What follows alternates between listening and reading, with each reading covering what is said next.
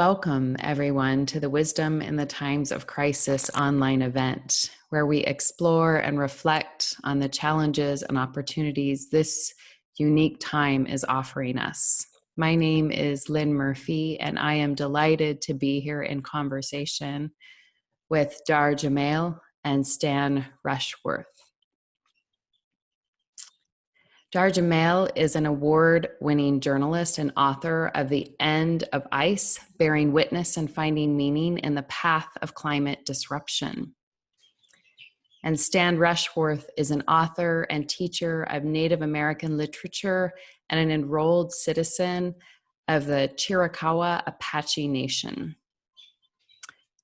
They've been working together on a new project, a book project called Changing the Earth, Indigenous Voices from Turtle Island.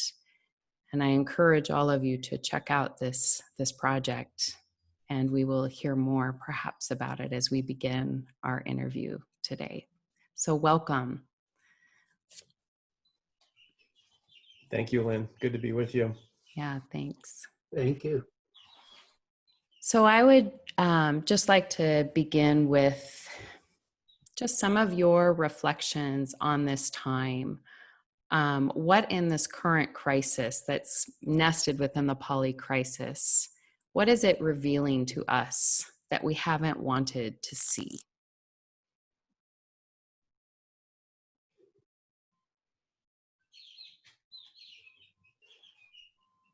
I'm going to defer to you to start, Dahr. Okay, that was about to be my line, but I'll dive in. I think that what this crisis has revealed the most profoundly is how utterly failed the dominant culture system of global capitalism it is and has been.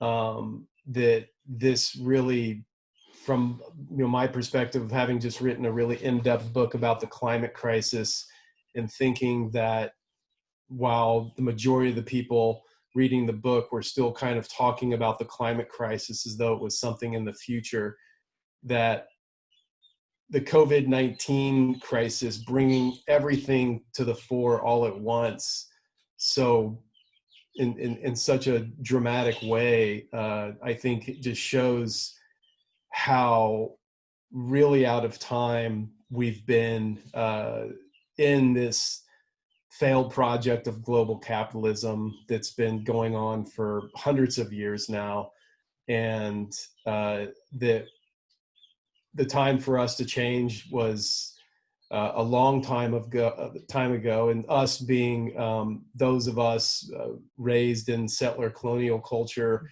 and who've been trying to do good work for the earth and trying to change this system, but that this system now it's collapsing under its own weight, and that I think for me more specifically, this time in the shutdown brought by the virus to the globe really has felt like a very, very clear message from the planet of, you're going to stop now, you have no choice. And if you try to, you being the dominant culture in global capitalism, try to force your way through this or force your way out of it as you've always done, you will just be shut down that much further.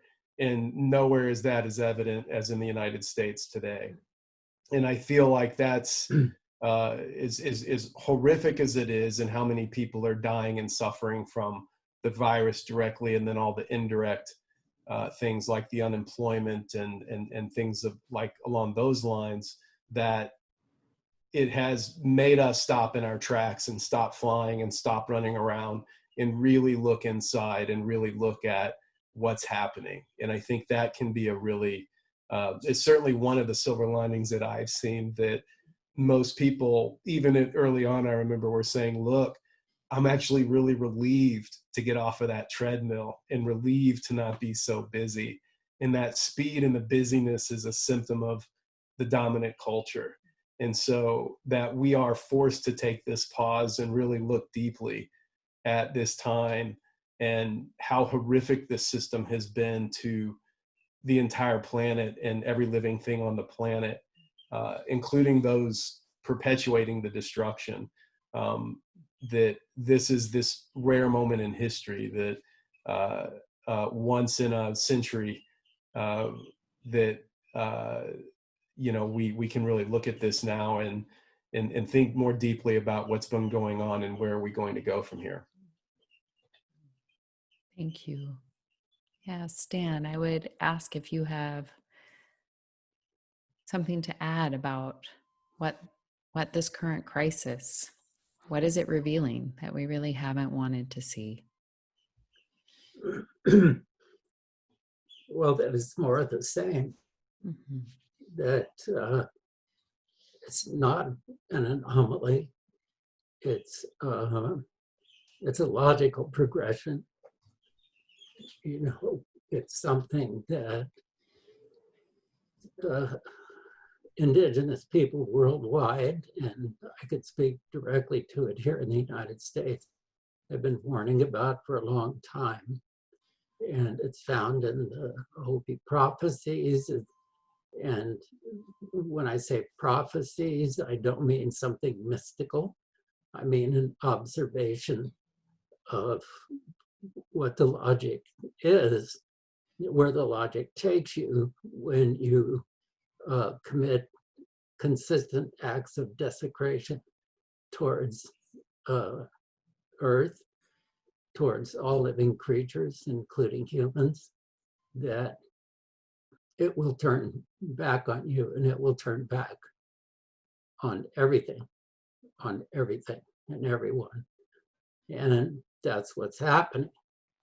But it's happening now to what Dahr is referring to as global capitalist culture. And so people are freaked out about it. But the panic around it all troubles me in the sense that it's a panic rather than a sense of urgency. Mm-hmm. And I think there's a big difference between those things. And that sense of urgency has been around for a long time. When we look at this as an anomaly, it helps feed into the lack of reflection on how we got here, okay? And specifically for Indigenous people, as I've spoken about many times, in California, you have a 90% population reduction in one generation. That's genocide. And that's not accidental. That's massacres, starvation from this diseases gotten because of, it's an absolute devastation. It's a human devastation. It's also a devastation of the environment, of animals. When you look at all the buffalo that were killed to some 60 million to starve the plains people into submission, all of this is part of what's creating the situation today. And the responses to what's happening today indicate to me the depth of the myopia, really the single-mindedness. We have the Green New Deal, which is a great idea, but as Dahr and others have pointed out, we've already got so much baked into the system that that's really not an alternative, okay? The world culture is in a lot of trouble right now because it hasn't been paying attention. For me, it's not capitalism.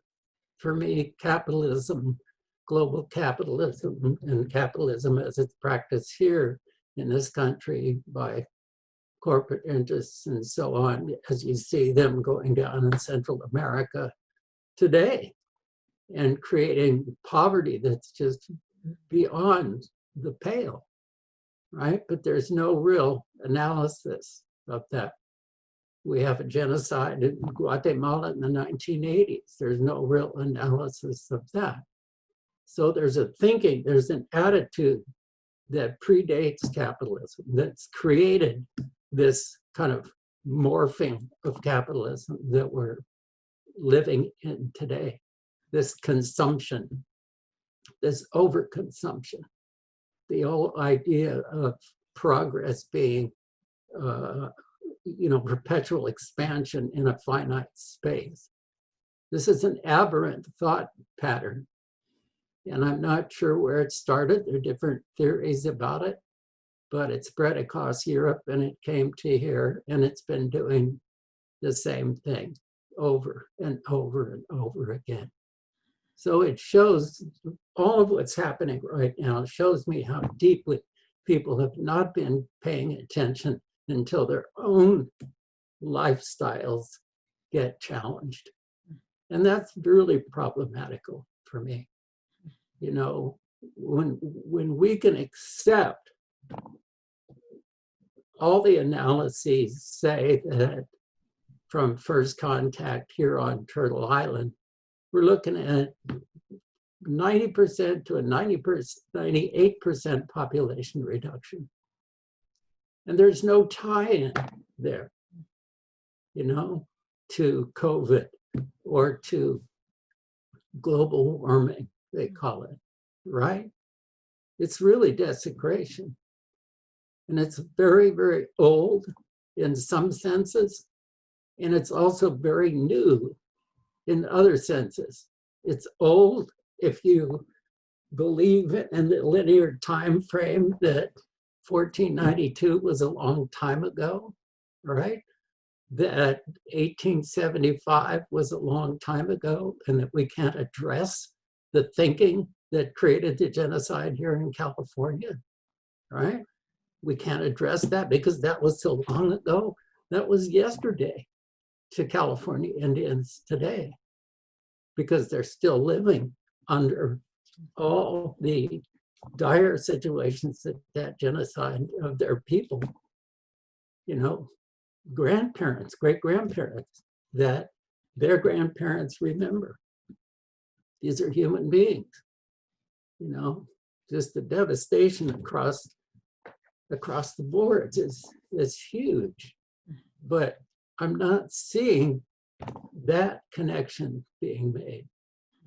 And I think until it gets made, we're just going to continue on with the same stuff over and over and over again.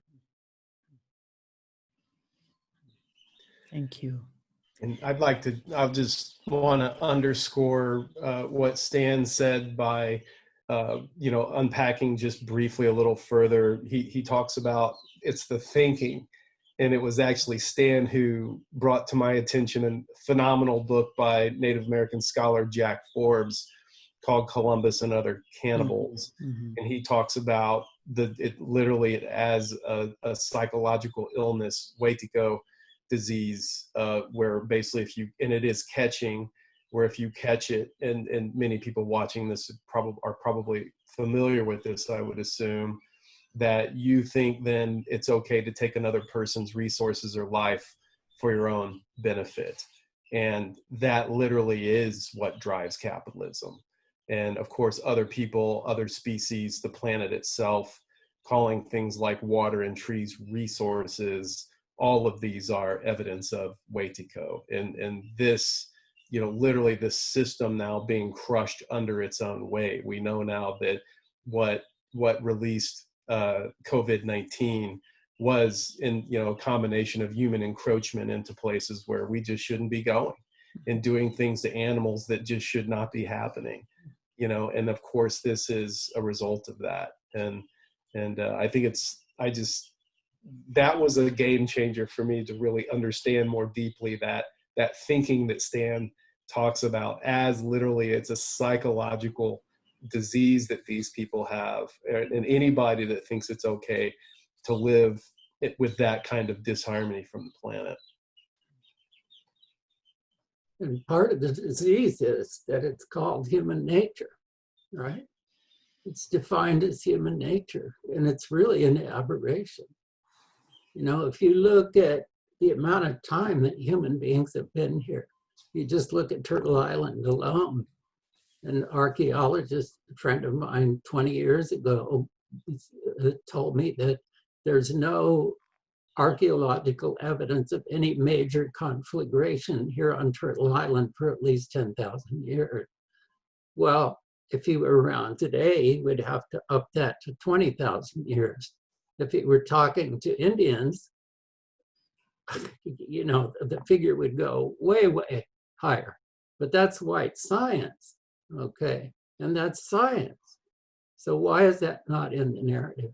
Because the base of the narrative is that we've allowed ourselves to accept this rapaciousness as human nature, rather than to see it as an aberration or an error, a mistake. You know, we're kind of like just flying through time as though, you know, there is no past, right? Well, when you do that, you create no future, you know, because you're not conscious of how you got to where you are, you know. There's a gentleman, an Aboriginal scholar in Australia, Bruce Pascoe, who's been pulling up information from the original Irish and English settlers down there that are describing very large numbers of people, fields of yam as far as yams, as far as the eye could see, fish traps, very successful societies. And yet their colonial process to justify coming in and taking over requires that we do not see that these were successful societies. They're put into the nature of primitive man, okay? And we see modern man then as a logical evolution, all right? Well, it's not a logical evolution if you look at the archaeology, and if you look at the fact that he brings out, they were baking cake 60,000 years ago down there. Why is that not part of the narrative? Because it tells people that we are capable of doing a whole lot better than we are in terms of how we live on the planet, and that there's tons of evidence of that. Early California, it's the same thing, you know, but school kids are not taught. Immense numbers of people, a herd of deer 1,000 strong, all right? Native agriculture as far as the eye could see. These are early Spanish soldiers' descriptions. Why is that not there? Okay, because it's challenging the prevailing thought structure. Dr. Daryl Babe Wilson was an East Aute scholar, writer, culture bearer, and he told stories about a war of the thinkings, that there's a war of the thinkings going on, and this goes way, way back, okay? And it's not, when we look at the value of it, looking at indigenous societies, is not to create idealizations, but to actually look at facts, okay? And those facts can be found through elders today. They can be found through archaeology, through anthropology, through white science, okay, Western science, but they should not be ignored. They really should not be ignored to justify what's happening. It's almost as though there's a big kind of cultural rule that we're supposed to be rushing forward without really looking at the depth of the mistakes that we've made. You know, there's something built into the culture there. Now, I don't know where that comes from, but I find it very frightening. I want to build on this and ask you, Dahr, entering this partnership with Stan and this project, and really taking in this information and this other way of seeing. What have you had to unlearn within yourself? And perhaps just speak a little bit about that journey, and what are you finding that supports you in really facing this poly crisis and the climate catastrophe, and allows you to find, I would even dare say, right action as you engage in this partnership and this collaboration with Stan?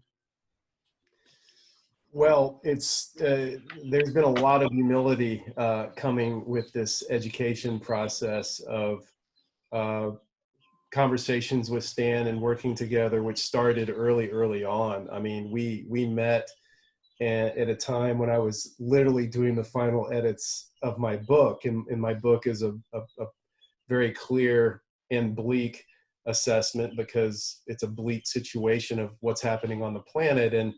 And my first lesson with Stan came from, I was absolutely certain that there's no way humans are going to make it through this. And I even mentioned something to that effect towards the end of my book. But we started talking, and the conversation led to me through a long conversation with Stan, really accepting that the hubris of that certainty that absolutely humans are going away. And you know, Stan pointed out, he said, look, that's the same hubris that caused this. And you have to have enough humility to know your place on the planet, that nobody can say anything for sure like that, you know. And I had to realize that and let that sink in. And not that changes my perspective on, you know, understanding what is upon us with climate impacts, which is going already severe and going to become increasingly severe. And it could potentially lead to the worst case scenario, but of humans not making it through this. But point being of really getting right size to where I'm this one speck on this massive planet that's so complex that I have little understanding of how it all even works together, even though white science tells us that we do. And in reality, we really don't. And so I think that really started a real different line of thinking, that what I realized was more in alignment with what I was already going out into nature on a regular basis, and specifically the mountains, where really that's kind of been like a church for me for the better part of my adult life. And working with Stan and this project really is just this deeper confirmation of showing me some intuitive part of me, some really core part of me as another being on this planet, with this planet, from this planet, always knew. And that's why I was always drawn out there. And this has essentially been coloring in these parts of that understanding that I just couldn't see before, about how reliant I really am on regular time out, having a really intimate relationship with this planet. And especially now more than ever, this is the thing that's keeping me sane and keeping my feet on the ground going forward, as well as what was mentioned earlier of the decolonization of my own thinking. That coming into this, I had, you know, I thought I had a pretty good awareness about that. I didn't really know anything. And so it's been a very interesting experience with Stan, where on one hand, we are working together on this project, and at the same time, I am very much a student, and I learn things from him every conversation that we have, whether it's about the project or just catching up personally on what's happening. And it all came from, I needed to be brought down to right size, and I needed basically be put in my place, for lack of a better way to put it, and really remember the humility that comes with really living in the right way as part of this planet. And also remembering, you know, to address the last part of your question, it was Stan who pointed out to me, and it's a way that I concluded the end of ICE, where, you know, settler colonial culture teaches us that we have rights. You know, what are my rights? Whereas a more indigenous perspective is that we have two primary obligations. One is to serve the planet, and one is to serve future generations of all species. And so that was a really big pivot for me as well, and helped, you know, it's so easy to get overcome with absolute despair about what's happening now more than ever. There's so much suffering and so much horrible news on a daily basis. But if I really orient myself around those questions, that no matter what happens, those two primary obligations do not change. So that means every day I get up, I have work to do. And if I can't see that, then that's a failure of my own imagination and a failure of my own commitment to those primary obligations, which I believe are fundamental to every single person on the planet. And so I get up and have plenty of work to do for serving the planet and serving the future generations of all species. Thank you. Thank you for that. Yeah, beautiful answer, and the humility offered in our ongoing process of the humility and decolonizing, I would say, mind and body. Stan, I'm going to ask you to say perhaps a little more about how we find our way into right relationship with the earth. And there's a beautiful film about your ideas and your life, prayer for the earth, an Indigenous response to these times. And in that, you speak about this need to get back into right relationship with the earth. Otherwise, we don't have any solutions. And if I take what we've said so far, it's that we're caught in the same problem solution thinking that has gotten us into this mess. And so can you say a little more about how we find our way into the right relationship with the earth, and perhaps whether you see this moment, not just the COVID, but the larger moment that we are, as an initiation? Well, I wish it were an initiation. I'm not so sure that it is, however. It's a good question, and I don't have an easy answer for that, because I think it's very personal. It's community oriented also, and it's very personal. When we see devastation around us, we have fundamental choices to make. If it's about me, about my loss, about my society's loss, I don't think we're going to get there. You know, what Dahr was saying about obligations is really, really important. If we're raised with rights, then it's about me. If we're raised with obligations, then it's about we, to kind of oversimplify it, right? It's about seeing ourselves as autonomous, not individualistic, but autonomous within a community, a very large community of member beings, so to speak, that we're in relationship with already. We don't have to create them, we have to perceive them. Again, Daryl Wilson says at the end of a really great book called The Morning the Sun Went Down, he said, we have to obey the great law so the sweetness of life can continue. The implication is that we don't manufacture that sweetness. We perceive that sweetness because it's already there. That's human nature. That's human nature. So we have to begin listening to that. There was a wonderful Arapaho man, Henry Tyler, used to come to my classes, and people would say, "What do we do?" You know, we're talking 30 years ago. My students are asking essentially the same question you just asked me, right? And he said, it's easy. You just have to obey that rule that they gave you for crossing the street when you were in 4th grade. Stop, look, and listen, okay? So it's taking that to another level. You know, the information's all there. It's all in our DNA. It's in our history. DNA as an expression of our history as human beings. It's all in there. So we have to cultivate the will, right?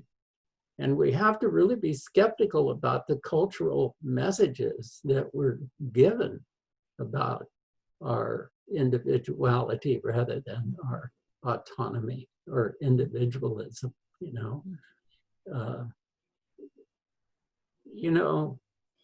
When Dahr was talking just now and putting it so beautifully, thank you for that, Dahr. That was really a gorgeous riff that you were on. I really appreciate it.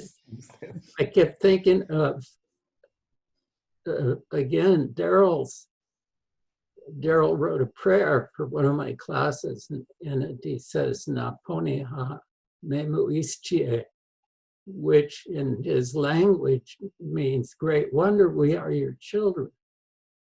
So this whole thing of, the earth will be better off without us really is an example of that hubris, in a sense, that Dahr was talking about, because it's the same kind of arrogant statement to say, well, it's like saying mother is going to be better off without her children. What is that? That's a helplessness, right? That is a very kind of isolate position of self-righteousness almost, right? It's giving up. It's a nihilism. And the nihilism is part of the product of this aberrant thought structure that we seem to be in love with. When I say we, I mean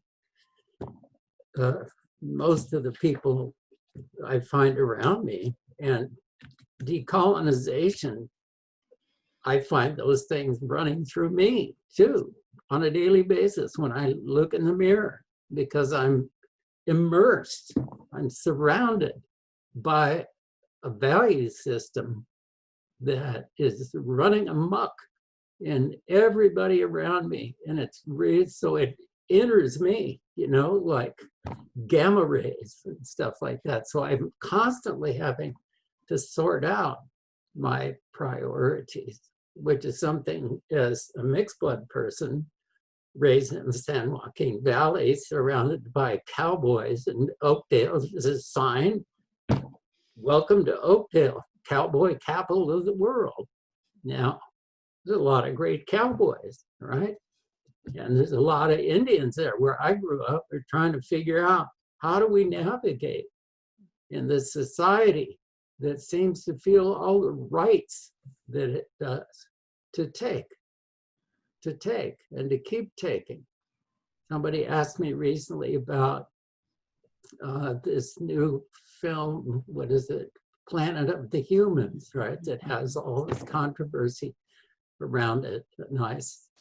Somebody said, The Guardian said it should be taken off the air. I don't think it should be taken off the air. Let people see it. It's chilling, right? But that's part of the process, Why do we need the degree of power that we have? What's that addiction all about? Where's the whole notion of scaling back? in order to live here properly.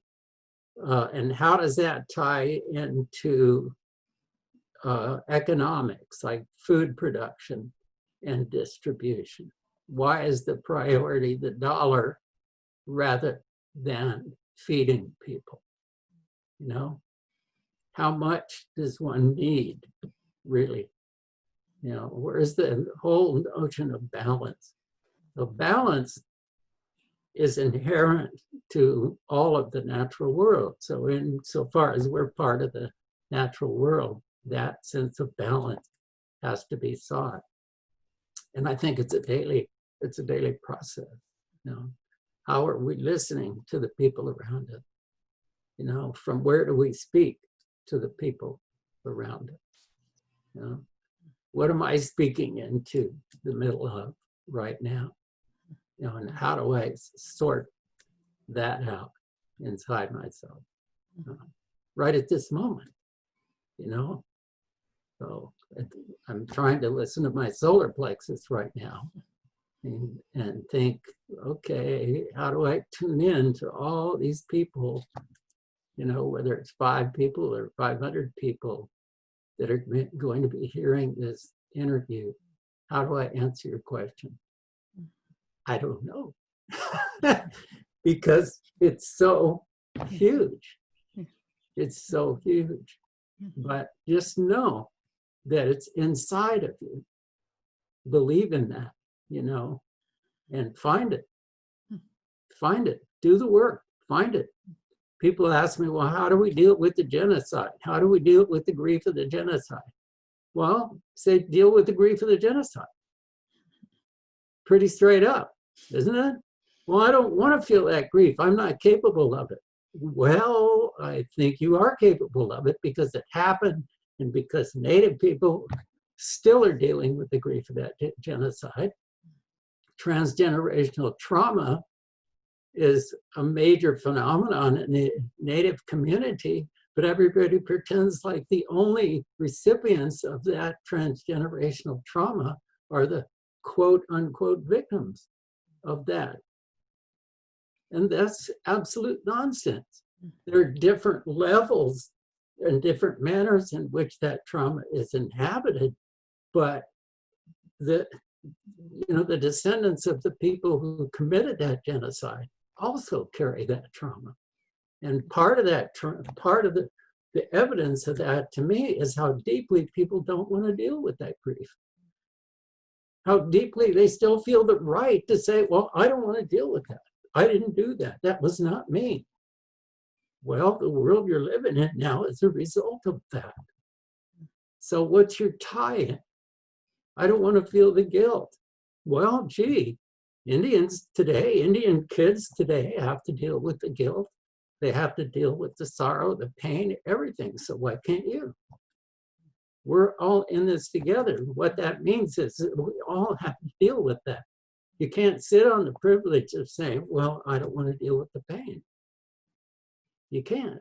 And if you do, then you have to examine that and realize that you're capable of taking those feelings that we call guilt and pain and sorrow and grief and seeing that underneath that, there's an absolute wealth of knowledge and a wealth of agency in how we meet our lives. Because in doing that, then you integrate all of the stuff that's been disintegrated to make you a solitary being moving through time and space. Is that clear? Mm-hmm. Yes, that was, there's such a transmission coming through. It's almost hard to follow, and I don't want to wash over with more words, but rather let that land. And yeah, I just wanted to open it for you, Dahr, to say something about, you wrote a book that really pointed towards what we are in, not just in this moment, but this kind of climate collapse and the poly crisis, and just see what wisdom you might have for us also in terms of the role of grief and mourning and where we are in the coming transmission or coming transition. Yeah, my book was originally published in January of 2019, and then interestingly enough, the paperback came out where I had an epilogue where I updated a lot of the climate information, where because so much had happened in the first year after the book was published. And I updated it in the epilogue, which was interestingly enough just released this past March 10th. So COVID wasn't happening when I wrote it, but the book came out in the middle of the COVID-19 pandemic, or the middle of the start of it, I should say. But I think I would come back around to, what Stan just shared, as well as some of the things I was talking about when talking about despair about the climate, because when I wrote the book, I didn't know how to end it. I had so much grief and despair about what was happening climatologically. But what's really helped me has been conversations with Stan, and then now working on this project, because that book ended, my original ending of that book was very self-centered and very like, well, here's what I'm going to do. I'm going to take care of this little patch of land where I live, and I have my solar powered house and my garden, and I'm going to just keep spending time with the earth. There wasn't anything about service in the original ending of that book, because I just did not have the right perspective. I did not have the right thinking, like that Stan was talking about. And so now really, I have come into this way of thinking, and am engaging in this project now with Stan, because it's the only thing to me left that makes sense to do. And I say that from a project perspective of, this is work that I really believe in, that has a gravity and a substance to it now that makes it's always been, I think, the most relevant thing, but now more than ever. And as well as personally, it's the only thing that makes sense to do now, which is really looking at Indigenous perspective on everything that's been happening. And then now, even with COVID-19 especially, it just kind of underscores everything, where it all comes back to right relationship with each other, the planet, with everything, and that right thinking, that I am not separate from everything else that's happening, and I have a part in this, and I have a huge amount of personal responsibility to that, and especially me, who I am, my age, living in this country at this moment in history. And it always keeps coming back around to how can I best be of service, and especially the future generations as well, that no matter how bleak things look now for what's happening on the planet for us and other species, but I have to keep thinking about, even though I don't have any of my own kids, what about children growing up now? Like, think about what can I do in my position? And maybe this is a ubiquitous question for everybody. Think about I live on the north coast of the Olympic Peninsula, and I was on the beach the other day, and I was just with a friend talking, and I was watching. There was this young family out there, and this little girl, probably 3-4 years old, running out when the waves went out, and then they would chase her back onto shore to her dad, and just looking at this little girl, and just thinking, wow, here we are in this global pandemic amidst all of the polycrises, as you say, and what's she going to have in the future? And if I think about that, so how can I serve that? What needs to be done?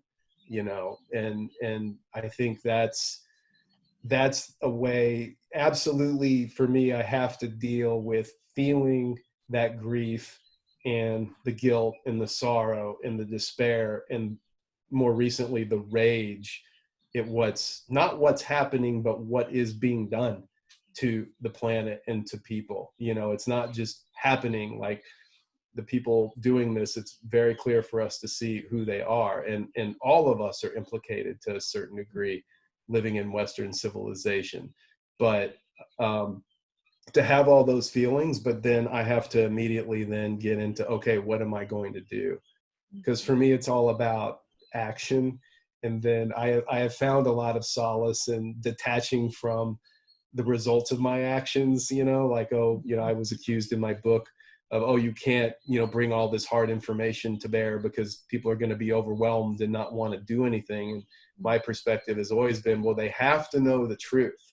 Just like Stan talks about, we have to acknowledge the genocide, and then everything that comes with that, to be able to really then see the landscape clearly, and then see, okay, what am I going to do about it? What do I need to do? Here we are in the belly of the beast of this rapacious system. And now what are we going to do about it? That's a lot of responsibility, and there's a lot of energy and power in that. And so I have to go take the right results. And I'll close with, the last thing is, I have to let go of the results of my actions. Not I'm going to do X because I want to get Y, because if I hold on to that, I'm never going to start because things seem overwhelming. But doing the right action because it is the right action. And one thing that Stan passed on to me also is, I get to choose, how am I going to comport myself during this time? I.e., what kind of person am I going to choose to be at this point in history? And I want to try to be the kind of person that, if I live another 30, 40 years, that if a young person comes up and says, wow, what did you do during 2020? I want to be able to have some stuff that I can say that I did. Thank you. Thank you. In some way, you touched on the myriad questions I had for you, even about how those of us who've been brought up in a certain culture, how do we find right action, knowing that many times in the past, what we thought is right action has actually had huge unintended consequences and been unexamined. And Stan, I'm really with this stop, look, and listen, and the humility of finding that response and that responsibility within ourselves again and again and again in this very moment. And I want to just ask if there's any last wisdom you want to offer, and then, end in deep gratitude for your generous offerings. Yeah, I want to impart a statement from a very wise man, John Trudell, who was a Santee poet, who was a spokesperson for American Indian movement in the 70s. And he has a great sentence: we are the middle of forever. We are the middle of forever. And it's not we are in the middle of forever. We actually are the middle of forever. And I think speaking to what a lot of people may think of and know of, his people's and many other people's notion of 7 generations. So any decision you make, you look 7 generations before you, or behind, before you came to be born. You look at those 7 generations of what they went through. You look at their mistakes, you look at their triumphs, you look at all of it, right? And you give honor to all of it. You really do everything you can to educate yourself about that, and really understand that 7 generations. This is going way back. And then you think about 7 generations down the line, people that you will never, ever, ever know, who will never, perhaps, ever, ever know you. And you behave responsible to 7 generations before and 7 generations to come. And I think what this does, it comes from another sense of time, as Leslie Silgo talks about time as an ocean. And it's not this linear structure. So how we perceive time and space has to be part of this, okay? How it has to be how we develop the will to come back to right kinship. If every moment in time touches every other moment in time, that implies a really, really deep responsibility. So when we talk about the analysis, or when we talk about feeling this, I use the word analysis. I'm talking about the logic of the heart, and the heart and the mind not separated, but operating in tandem, right? As part of this unit that is capable of so much more than what we're doing right now.